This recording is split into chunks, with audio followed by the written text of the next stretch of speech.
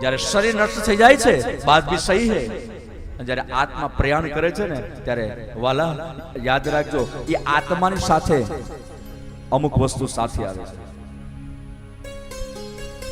ભક્તિ પણ સાથે આવે છે, યાદ રાખજો એ આત્માની સાથે જ્ઞાન પણ સાથે આવે છે, એ આત્માની સાથે વિદ્યા પણ સાથે આવે છે, અને એ આત્માની સાથે તમે ને હું જે પુણ્ય કમાઈ છે ને એ પુણ્ય પણ તમારી મારી સાથે આવે છે.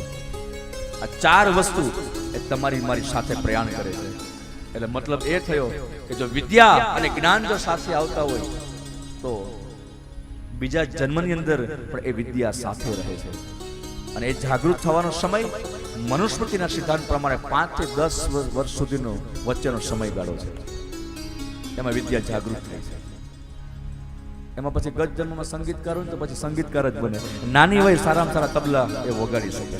આ પૂર્વાગ્રહ છે, યાદ રાખજો. આ ગત જન્મનો મોટા મોટો સંગીતકાર હતો સાહેબ.